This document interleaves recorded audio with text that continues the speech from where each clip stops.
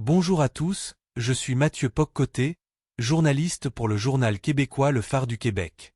Aujourd'hui, nous avons une émission spéciale pour vous, avec notre beau correspondant à Sumatra, C'est pas le bon Budi. poisson rouge. Ensemble, nous allons vous emmener dans un voyage unique, vers la découverte de la plus petite île flottante au monde. Restez avec nous pour cette aventure passionnante. Non, ça c'est le téléscripteur à Mathieu Poccoté.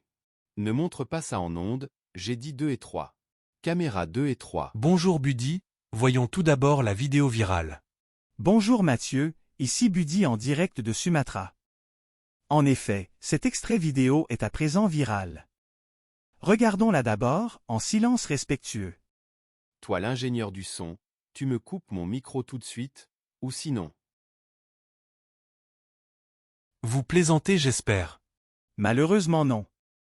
C'est cette interprétation de vraies images qui fait le buzz.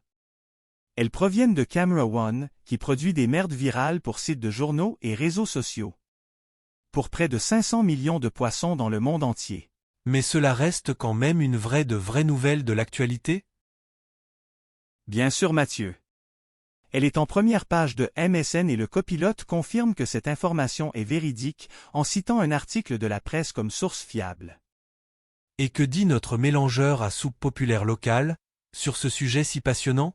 Rien du tout pour l'instant, il faudra 36 heures à QMI avant de plagier les autres fausses sceptiques du net.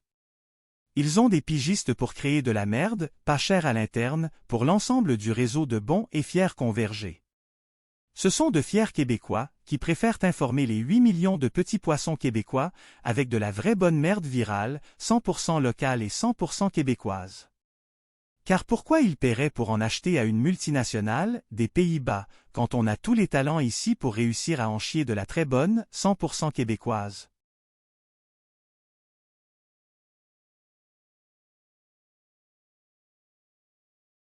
Ça c'est bien vrai. Mais excusez-nous pour nos nombreuses difficultés techniques, tout notre personnel est encore en formation. Soyez un peu indulgents, on commence seulement. Mais c'est loin d'être fini. Notre budget total est de 4 $, et c'est pour avoir un pot de café en salle de rédaction. Toi l'ingénieur, coupe cette bonne musique et ponge ta carte. Retourne à TVA.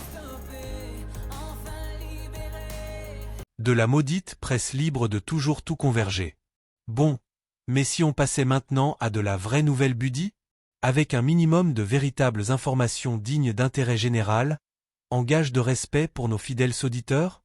Certainement, si vous croyez vraiment que ça peut encore intéresser des poissons au cerveau lavé par la toute-puissante presse libre, mais convergée, du Québec. On est peut-être juste une parodie de médias, mais on respecte les Québécois. On peut toujours essayer. Certainement, si vous croyez vraiment que ça peut encore intéresser des poissons au cerveau lavé par la toute-puissante presse libre, mais convergée, du Québec.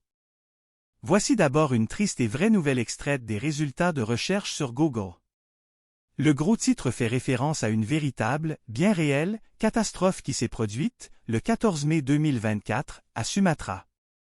Mais ces vautours veulent tellement battre tout le monde au fil d'arrivée, que personne à JDM s'est donné le trouble de changer le texte fourni au moteur de recherche.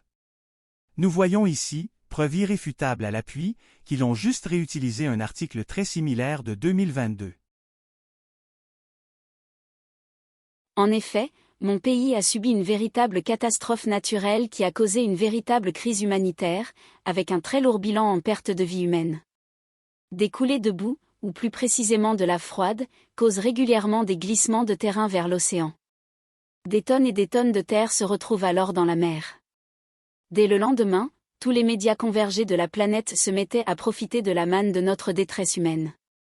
Après 14 jours ouvrables, le buzz initial n'est plus d'actualité. Mais on peut faire du buzz, avec cette nouvelle incroyable, que des bouts d'îles flottent encore au large.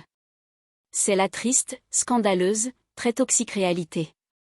Car ils ne vont pas lâcher le poisson, tant que le citron ne sera pas entièrement pressé et vidé de son jus. Et que dire de la troublante similitude entre le texte d'un bel article de Actu Orange, aussi indexé par Google, en comparaison avec le texte de métadonnées, provenant du gros tabloïd local. Il suffit juste de hausser notre nombre de morts un peu, et l'article va sembler être plus récent, plus complet, plus à jour, dans les moteurs. Une astuce efficace, qui marche avec tout. Alors si la revue Science et Vie publie que la NASA dit qu'un astéroïde frôlera la Terre à des millions de kilomètres, tu peux battre les autres en disant 3, en ajoutant une photo libre de droit montrant une collision planétaire. C'est une bonne recette maintes fois éprouvée. Pour adoucir le mélange, presser 3 quartiers d'orange. Je vais en mettre un seul. Décoré de fruits confits, moisis dans du vert de grès, tant que votre pâte est molle.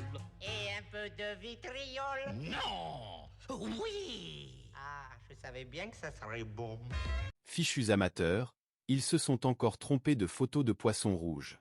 Mais ça peut être bon pour nos côtes d'écoute, on garde. Ce qui conclut notre grand reportage sur le pudding médiatique à l'arsenic, à partir d'un fait divers très insignifiant, au sujet d'une île flottante, possiblement pour l'instant, la plus petite île du monde. Comme quoi il est possible de faire un sac de chips au ketchup, avec des vraies informations. C'était Mathieu Poccôté, pour le Phare du Québec, le vrai journal, le journal vrai, le journal qui respecte ses lecteurs et auditeurs.